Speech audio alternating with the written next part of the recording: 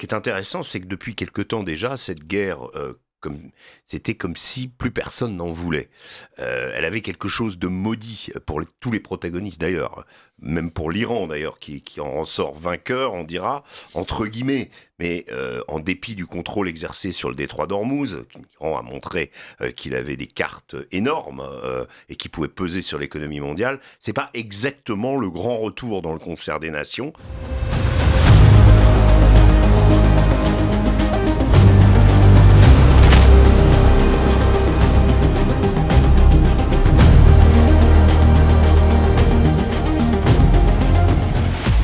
Et pour cette analyse, nous allons retrouver Régis Le Sommier qui, avec un peu de malchance, vient de perdre ce qui lui a permis pendant 4 mois de nous parler chaque semaine de l'Iran. Je suis pas d'accord, Richard, parce que je pense que ça n'est pas fini. Ça n'est pas fini. Alors là, j'ai le texte, l'encre est à peine sèche. Parfait, j'ai le texte de l'accord. Non, d'abord, on ne sait pas tout. Il y a encore Et puis, l'accord, en fait, c'est un accord qui ouvre un accord, c'est-à-dire en fait qui ouvre des discussions. Alors il y a des choses concrètes qui sont, mais bien sûr, ça tient à rien là pour le moment. Mais il semble quand même que de part et d'autre, là pour la première fois, on ait déclaré justement que accord il y avait. Alors, ce qui est intéressant, c'est que depuis quelque temps déjà, cette guerre c'était comme si plus personne n'en voulait. Elle avait quelque chose de maudit pour tous les protagonistes d'ailleurs, même pour l'Iran d'ailleurs, qui en ressort vainqueur, on dira, entre guillemets. Mais en dépit du contrôle exercé sur le détroit d'Ormuz, l'Iran a montré qu'il avait des cartes énormes et qui pouvaient peser sur l'économie mondiale, c'est pas exactement le grand retour dans le concert des nations, même si, ironie de l'histoire, l'Iran, sous contrôle désormais des plus durs des gardiens de la Révolution, au point qu'il ne faut plus dire régime des mollahs, mais plutôt régime des gardiens, se retrouve dans une position où il peut peser sur les destinées de la région, ce qui tranche radicalement par rapport à là où était l'Iran avant le conflit. Alors pour Donald Trump, parce que le président américain était coincé, il ne pouvait pas mettre un terme au conflit qu'il a démarré. Tout du long et assez rapidement, après le début de la guerre, surtout lorsque l'Iran a fait fermer Hormuz, il est apparu clair que les buts de guerre américains seraient très difficiles à atteindre. Ils étaient au nombre de 3, mettre la main sur le nucléaire et le balistique, mettre un terme au régime et contenir les proxys de l'Iran. Et rien de tout cela ne s'est produit et Trump, évidemment, s'en mord les doigts. On le voit bien, on va dire l'espèce de boulimie, de paroles, d'éruptions, etc., nous a bien montré qu'en fait, Trump s'était parfaitement rendu compte de l'erreur qu'il avait faite en déclenchant cette guerre. Le troisième protagoniste pour lequel cette guerre est vraiment maudite, c'est Benjamin Netanyahou, parce que les grandes espérances qu'avait fait naître l'entrée en guerre contre l'Iran des États-Unis côte à côte avec Israël ne se sont pas soldés par la chute du régime iranien. C'est ce dont Benjamin Netanyahou rêvait depuis qu'il est Premier ministre israélien. C'est-à-dire c'est le Premier ministre qui a la plus grande longévité et il l'espérait. Vous savez, quand Trump a déclenché cette guerre, on a posé la question aux États-Unis, aux anciens présidents, et notamment Barack Obama, Clinton, se sont exprimés et ont expliqué que Benjamin Netanyahou était venu vers eux avec un plan à peu près similaire à celui qu'il a vendu à Trump et que eux avaient dit non.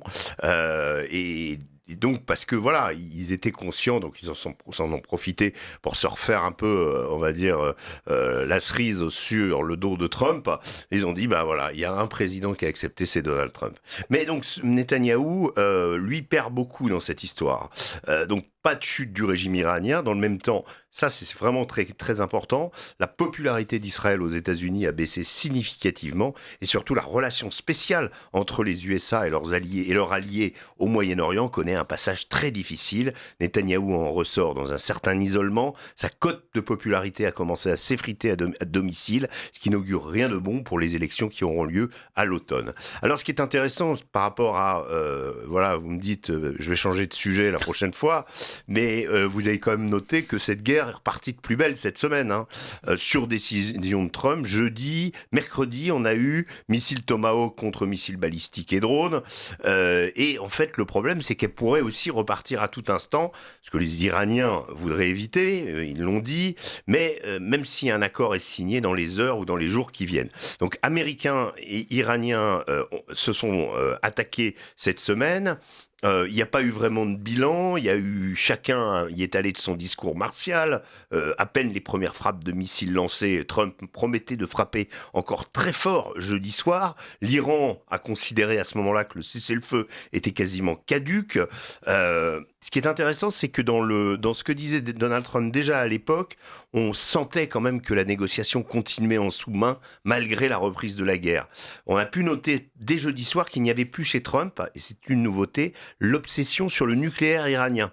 Et pour cause, on va le voir. En revanche, il a raconté avoir saisi quantité de pétrole avec son blocus, impossible à vérifier. Il a menacé de prendre l'île de Karg, le principal terminal pétrolier iranien. Comme l'a-t-il dit, nous avions saisi le pétrole vénézuélien. C'est bien toute l'histoire de ce conflit, c'est que dans l'impasse évidente dans laquelle le président américain s'est trouvé, Donald Trump a toujours rappelé sa gloire passée ou celle de ses troupes d'élite qui enlevèrent Nicolás Maduro et firent basculer le Venezuela dans le camp américain. C'est vraiment de cela qu'il rêvait à plus large échelle en Iran. Et dans une interview jeudi soir à Fox News, très intéressante, Trump a avoué qu'il ne savait pas si ça marcherait de saisir le pétrole, et notamment l'île de Karg. Et plus exactement, il a dit « Je ne sais pas si les Américains ont de l'appétit pour ce genre d'opération ». Il dit « Je ne sais pas ». En fait, non, les Américains n'ont pas d'appétit pour ce genre d'opération. Il a fait toute sa campagne là-dessus.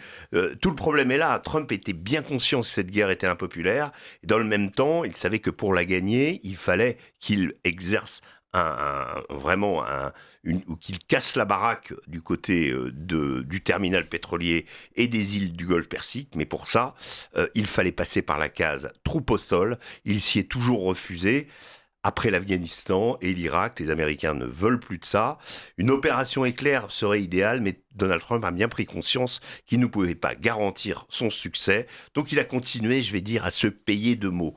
Alors très rapidement, vendredi, ce qui est intéressant, donc Donald Trump est revenu, comme il l'a fait 39 fois depuis le début du conflit, à la phase deal. Le deal est imminent. Voilà,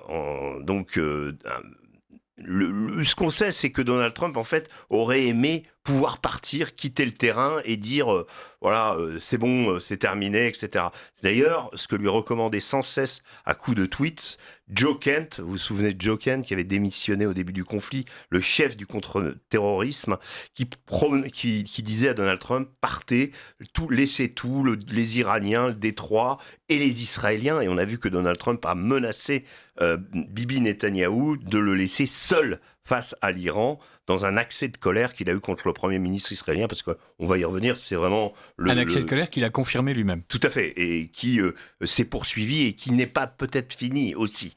Voilà. Le président sait très bien qu'il a été attiré dans cette guerre par Pete Hegseth et Marco Rubio, les deux faucons de son administration, pas évidemment Netanyahou. Ce qui est très intéressant, c'est que j'encourage nos spectateurs à aller écouter ce que dit Tucker Carlson sur son analyse. Il dit que Trump n'a jamais cru en cette guerre, mais qu'il a été mis devant le fait accompli, qu'il n'a pas pu faire en sorte de ne pas la faire. Alors, dès le début, il savait que c'était une erreur. C'est ce que dit Carlson lui trouve des circonstances atténuantes en disant que c'est d'autres forces, peut-être un retour, ou en tout cas qui montrent la solidité de l'État profond, qui ont encouragé Trump à poursuivre cette guerre.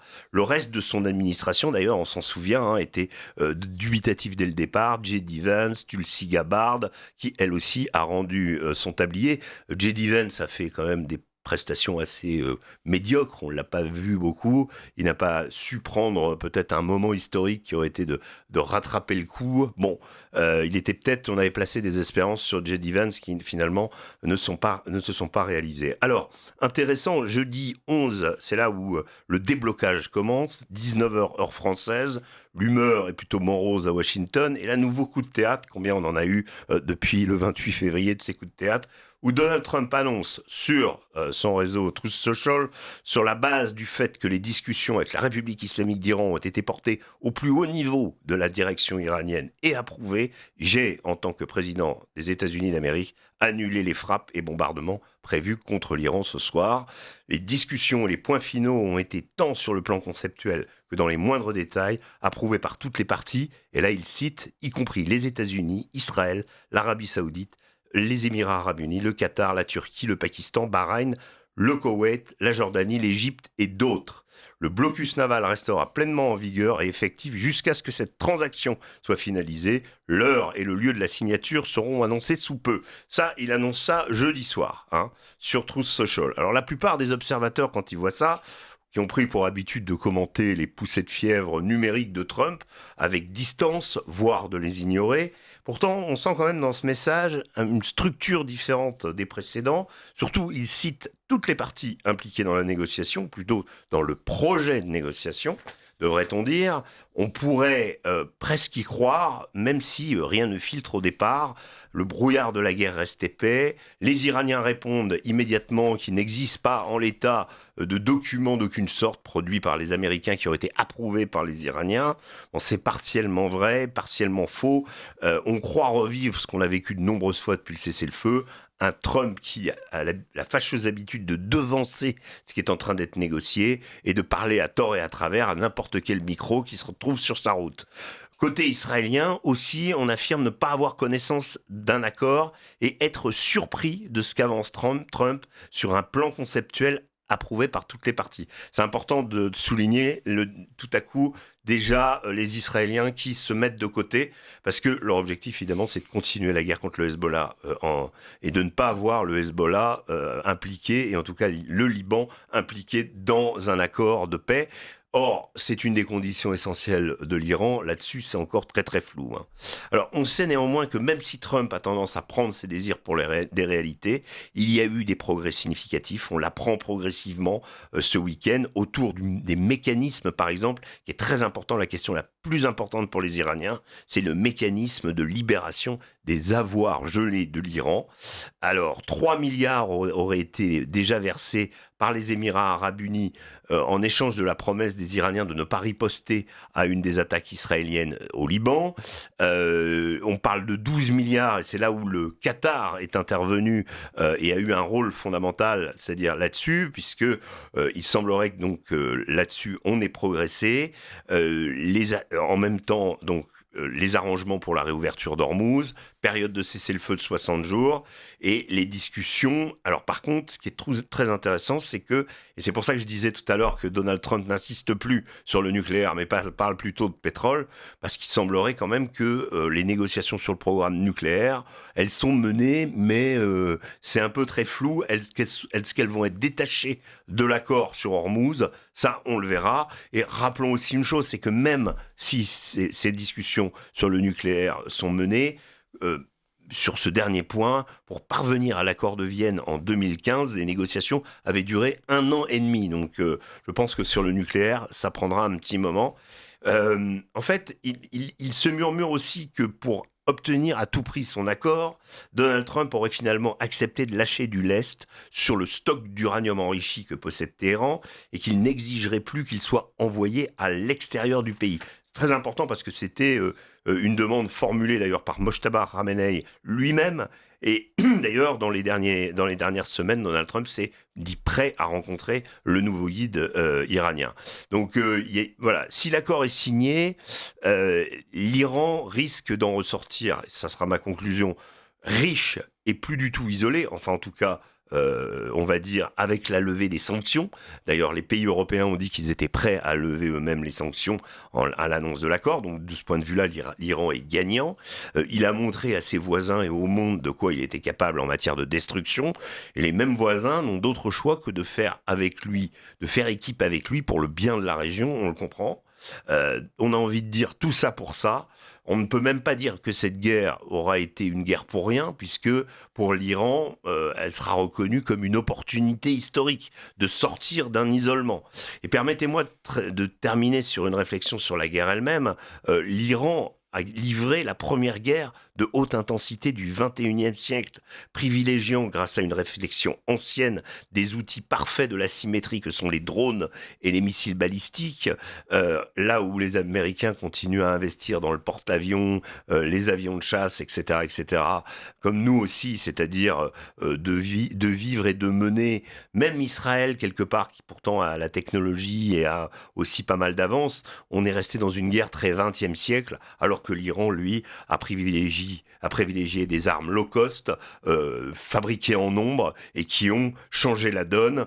Donc, d'une certaine façon, l'Iran a montré qu'on avait changé d'époque et que le faible ne pouvait d'une certaine façon faire plier le fort. L'Ukraine l'a prouvé aussi à sa façon, bien que c'est moins spectaculaire pour l'Ukraine, qui est soutenue par les puissances occidentales, que l'Iran, qui a combattu seul avec ses proxys. Et voilà, la conclusion, c'est que le faible peut tenir tête au fort et que l'Iran est peut-être allé plus loin en répondant du tac au tac, en manœuvrant avec Hormuz de façon magistrale, en plaçant la guerre sur le terrain économique mondial et financier, et en jouant de nos peurs et de notre dépendance aux hydrocarbures. Car ne soyons pas naïfs, c'est bien Hormuz et ses conséquences qui ont fait gagner l'Iran in fine. Merci beaucoup Régis Le Sommier. Alors, évidemment, on n'a qu'une envie, c'est de vous poser 72 questions. On va commencer par parler d'un grand absent, notamment de toutes les parties impliquées. Trump cite tout le monde sauf l'Europe. Oui, ça c'est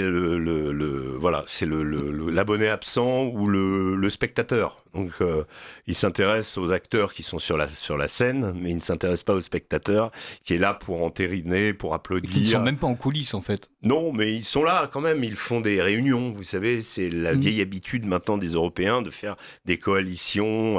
Ils avaient proposé un peu à la manière des il y avait déjà eu la coalition des volontaires en Ukraine, un truc totalement virtuel qui devait s'appliquer en cas de paix, ou en tout cas de cessez-le-feu en Ukraine. Bon, toujours pas de cessez-le-feu, mais il y a toujours cette coalition des volontaires qui vient aider l'Ukraine. Et puis là, il y a eu une coalition qui s'est formée autour de Keir Starmer au départ, si ma mémoire est exacte, pour dans le cas de la réouverture du détroit d'Ormuz, où l'Europe se proposait d'accompagner au niveau sécuritaire le transit des bateaux par le détroit. Une fois que la situation serait redevenue normale, l'Europe serait revenue. C'est pour ça que je dis, nous sommes aujourd'hui définitivement installés dans ou à la place arrière dans la voiture, ou en tout cas sur les sièges, et on regarde la pièce se faire, pièce sur laquelle on n'est ni l'auteur, ni le réalisateur, ni le metteur en scène. Bref, on n'a que quelques atouts, on pourra dire, qui peuvent être, on va dire, d'aider ou d'épauler éventuellement, et parfois sous la pression américaine d'aider les opérations militaires américaines, même si officiellement on n'en fait pas partie. Voilà. Donc en fait, tout ce qui est on va dire tout ce qui est de l'ordre de l'Europe n'est que mots, et nous, chez nous, on a quand même quelqu'un qui est exceptionnel là-dedans. C'est quand même Jean-Noël Barrot. Je trouve qu'on n'a pas fait mieux comme ministre pour finalement trouver à chaque fois, on va dire, s'attarder sur enfoncer des portes ouvertes et surtout finalement rester désengagé. On a besoin voilà, et c'est un peu ce que fait Emmanuel Macron aussi depuis quelque temps. Et malheureusement, voilà, on est d'abord, je pense qu'on paye le mépris et la volonté que les Américains ont de se désengager de l'Europe. Ils nous font la misère. Appelons les choses par leur nom. Alors là, on va assister avec l'ouverture du sommet du G7 à Évian à peut-être un retour en grâce d'Emmanuel Macron. Ça, il sait très bien faire quand il est en plus puissance accueillante. Je pense qu'on va presque imaginer, en l'écoutant parfois, que c'est lui qui a fait le deal. Ça, il est très très fort pour le faire.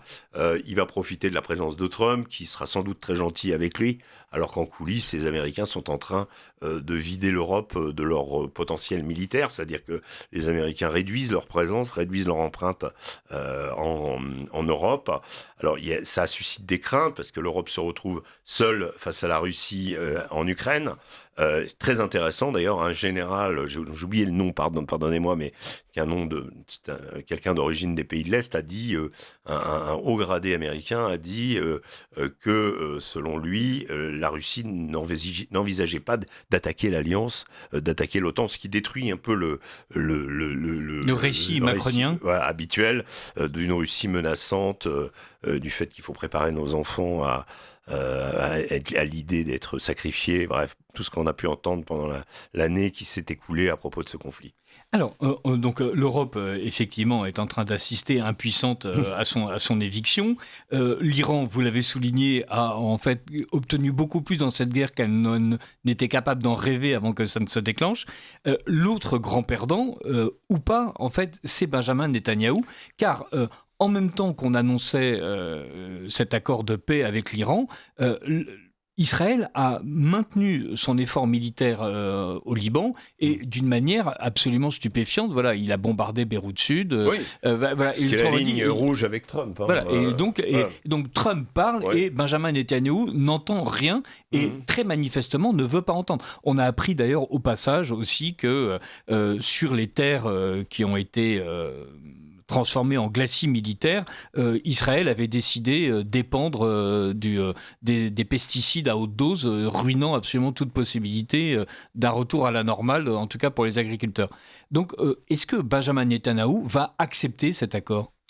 Écoutez, de toute façon, on peut arriver dans ce mano à mano entre Benjamin Netanyahou et Donald Trump à une tension extrême. Je dis, voilà, la relation entre Israël et les États-Unis n'est pas brisée, mais elle est fortement, on va dire, sous pression en raison de la situation au Liban et en raison de la volonté de Netanyahou de poursuivre l'offensive. Maintenant, le vrai problème, c'est là aussi, ce sont les buts de guerre. L'idée de départ est d'éradiquer le Hezbollah. Cette volonté d'éradiquer le Hezbollah, elle s'est déjà manifestée en 2006, s'est déjà manifestée à nombre de reprises, provoquant l'intervention d'Israël au Liban Sud, 82, retrait en 2000, etc. C'est toujours un petit peu la même guerre, sauf que là, Israël entend bien conserver les 10 kilomètres de ce qu'on a appelé la ligne jaune, en fait, qui remonte et qui, l'idée étant de faire un glacis, une sorte de no man's land, pour m'être rendu au Liban récemment, j'ai pu observer avec une certaine distance, mais du village voisin, par exemple la ville de Khiam, le village de Khiam, entièrement détruit, et une partie de l'armée israélienne présente sur place n'est pas là pour combattre, mais est là pour provoquer ces destructions de façon à ce qu'il n'y ait plus de vivants. Donc on ne peut pas se débarrasser du Hezbollah, donc on le repousse au nord, mais fatalement, le combat continue avec le Hezbollah. Celui-ci s'est révélé extrêmement bon élève de la guerre en Ukraine et a sorti sa palette de drones à très bon marché, qui pose des problèmes parce que ce sont des drones à fibre optique qui peuvent aller très loin et provoquer des problèmes sur l'arrière des troupes israéliennes. On en a déjà parlé ici. Et ça ne se termine pas. C'est pas en faisant un glacis que cette histoire de drone va être, on va dire, réglée définitivement. Donc le Hezbollah peut continuer à combattre. Il combat aussi dans une zone qui est sa zone, qui est son berceau, en fait, qui est là où il est né. Donc ça lui donne une certaine force et, je dirais, une certaine connaissance intrinsèque du terrain, ce qui est le cas aussi des Israéliens, mais vous savez, génération après génération, on apprend, les choses sont différentes. Jusqu'à présent, un des enseignements pour Israël de cette guerre, c'est qu'il faut, ces troupes doivent absolument se protéger contre justement l'envoi de drones, donc de menaces qui arrivent du ciel. Or, jusqu'à présent, l'armée israélienne n'avait jamais de problème. Dès qu'il y avait un bruit dans le ciel, c'était forcément un avion ami qui venait frapper un autre objectif. Donc ça c'est une philosophie qui a dû se mettre en place par l'armée, a dû être mise en place par l'armée israélienne. Et donc, il y a plein de choses qui changent. Du coup, beaucoup de doutes aussi sur la finalité, beaucoup de doutes jusqu'où où veut-on aller. Donald Trump a clairement mis une ligne autour de Beyrouth. Benjamin Netanyahou, par 2 fois, a contredit ce que Trump lui avait demandé. Il a franchi la ligne très nettement. On sait que Trump l'a avoué et a continué à dire qu'il était furieux de ça. Le verdict final, c'est quand les États-Unis arrêteront de fournir des armes à Israël ou des munitions. Là, il y aura peut-être effectivement une manière de faire plier l'État hébreu. Pour le moment, Trump ne l'a pas menacé, mais c'était en substance ce qu'avait fait Joe Biden sur certaines bombes au moment de l'opération à Gaza. Donc Trump peut très bien aller jusque-là si Benjamin Netanyahou refuse de rentrer dans le rang. C'est ça, Benjamin Netanyahou sait qu'il ne peut pas aller trop loin non plus. Donc fatalement, à un moment, je pense que l'opération aussi au Liban s'arrêtera, mais que l'intérêt des Israéliens, c'est de la faire continuer, parce que sinon, c'est en effet un désaveu total. Benjamin Netanyahou ayant bâti son action politique sur l'idée de détruire la République des Mollahs, la République islamique d'Iran, et n'y étant pas parvenu. Alors voilà, on va bien voir si les Iraniens qui paraissent être en position de force sont prêts à sacrifier leur avantage pour sauver le Liban, ou au contraire, s'ils vont laisser le Hezbollah à son sort.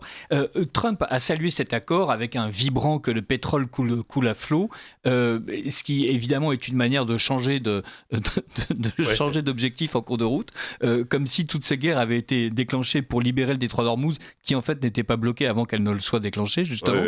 Mais Bertie Bayard, dans un très intéressant article du Figaro, a noté que ce qui sauve en fait Trump, c'est la manière dont les Chinois ont baissé leur consommation de pétrole, et donc en fait, au lieu de faire exploser les prix, des analystes parlaient d'un pétrole à $150 ou même à $200 le baril, comme la Chine a baissé sa consommation, il n'y a pas eu la tension sur les marchés internationaux qui était prévisible et prédite par tout un tas d'experts. Donc, est-ce qu'on n'a pas le sentiment aussi que la Chine fait partie des gagnants de cette guerre, puisqu'elle a montré qu'elle était capable, elle, d'avoir une économie résiliente, qu'elle était capable de soutenir l'Iran, enfin, autrement dit, qu'elle était capable de faire pièce dans ce grand jeu mondial de la guerre entre les États-Unis et la Chine, elle était capable de faire pièce aux États-Unis. Oui, la Chine a montré, pendant ce conflit de 100 jours, elle a montré qu'elle était... moi j'aimais bien l'expression, elle n'était plus simplement l'empire du milieu, mais elle était aussi le centre du monde. C'est-à-dire que on a vu cette visite en grande pompe de Donald Trump à Pékin, suivie par la visite de Vladimir Poutine à peine une semaine après. Les deux rivalisantes symboles quand Trump arpente les jardins de la cité interdite avec Xi Jinping et qui demande à Xi Jinping si tous les chefs d'État sont autorisés à venir dans cet endroit. Xi Jinping lui dit non, un très petit nom. Et Donald Trump demande à Xi Jinping si Vladimir Poutine est déjà venu. Et Xi Jinping lui répond oui, Vladimir Poutine est déjà venu. Et j'ai noté moi une semaine plus tard quand Poutine rend visite à Xi. Il y a un moment une inauguration d'un portrait des deux hommes l'un à côté de l'autre. Donc la symbolique, c'est que la Chine et la Russie sont alliés éternels.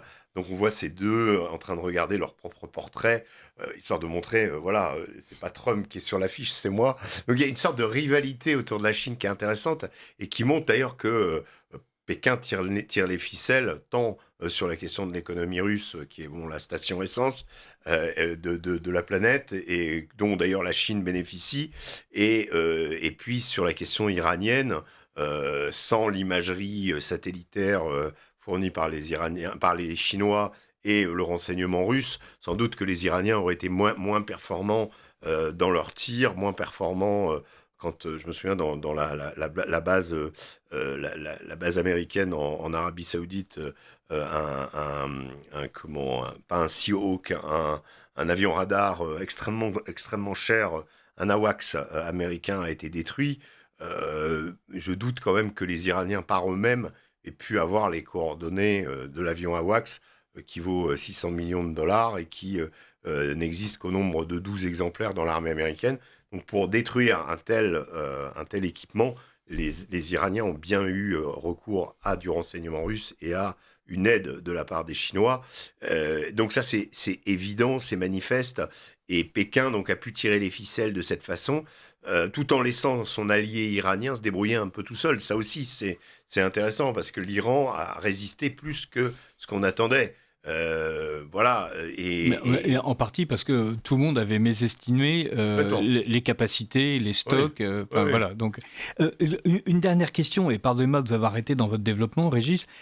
C'est le moment en fait où Trump décide après donc la 40e annonce aura été la bonne, voilà, de dire ça y est, tout le monde a gagné et le pétrole coule à flot.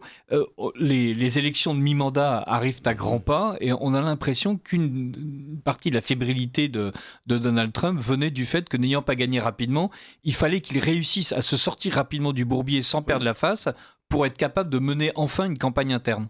Je pense que c'est ça. Quand j'ai cité Joe Kent, je m'en réfère à la série de tweets qu'il a fait quasi quotidien par moment, demandant à Trump de laisser l'affaire comme elle est et de retirer les groupes aéronavals, les différents, on va dire, parties de l'armée américaine déployées là-bas, ne serait-ce que pour éviter une escalade en cas où les Iraniens parviendraient à, imaginons, atteindre un porte-avions, voir le couler ou voir voilà, un succès militaire qui aurait complètement renversé la donne. Donc Joe Kent, tu disais, arrête de mettre en danger les troupes américaines, retire-les, tu n'as plus rien à faire là-bas, etc. Alors, quand on regarde un peu sur le fait que Donald Trump a apparemment cédé sur pas mal de points, c'est quand même peut-être aussi un peu ce qu'il fait. Maintenant, il y aura quand même, alors, il y a la capacité d'oubli des gens. Parce que Donald Trump, vous savez, Donald Trump est un homme, est un génie médiatique. Donc il sait qu'il va falloir qu'il efface, un peu comme ce que disait Pasqua, il n'a pas réussi à créer une crise dans la crise, mais il faut qu'il fasse une autre crise ou un autre point de focus, ou un autre moment où il va pouvoir s'exposer. Peut-être que ça sera à l'occasion d'Évian, peut-être, mais pour rebondir et quitter cette séquence qui n'est pas glorieuse du tout. Ça, les Américains s'en sont rendus compte avant lui. C'est-à-dire que l'impopularité de la guerre, elle a été de tout temps. Donald Trump n'a pas bénéficié, comme Bush avec l'Irak ou avec l'Afghanistan, d'une période d'apothéose où le bienfait de l'intervention américaine était partagé par 80% des Américains. Il n'y a jamais eu ça. Ça a toujours été une guerre extrêmement impopulaire et qu'il est devenu de plus en plus jusqu'à affecter la cote de popularité de Donald Trump lui-même. Donc là, il doit se sortir, donc il faut absolument qu'il trouve une autre séquence. Alors, est-ce que ça sera Cuba, qui est beaucoup plus facile à mener, mais est-ce qu'il va aller jusqu'à faire débarquer des troupes, renverser le régime, et refaire un coup à la Maduro? Parce que, en fait, s'il y a eu l'Iran, c'est parce qu'il y a eu Maduro avant. Trump prenant possession des immenses champs pétroliers vénézuéliens, eh bien, ça l'a tout à coup, il s'est vu pousser des ailes et il s'est dit, je vais réaliser le même coup génial en Iran. Malheureusement, ça n'a pas eu lieu. Ça n'a pas eu lieu. Voilà, et souhaitons à Trump tout ce qu'il mérite. La formule est ambiguë. Et merci beaucoup, Régis. Et une bonne chance à cet accord, parce que c'est quand même mieux qu'il y ait. Oui, et souhaitons effectivement, pour les Libanais, pour les pays du Golfe et pour les Iraniens, que les bombes arrêtent de tomber sur tous ces pays. Et d'ailleurs, si je puis me permettre, Omerta sort son dernier reportage documentaire sur le Liban. Il est disponible sur la plateforme. Ça y est, aujourd'hui ? Oui, il est disponible et il s'appelle « Délivre-nous du mal ». reprendre cette parole du Notre Père, justement. C'est un vibrant hommage aux humanitaires qui, au milieu de toutes ces bombes et au milieu de toute cette pagaille, ce chaos du Liban Sud, continue à venir en aide, et en particulier les gens d'SOS Chrétiens d'Orient. Voilà. Délivrez-nous du mal Voilà. sur la plateforme d'Omerta. Merci Voilà. beaucoup, Régis Le Sommier. Merci.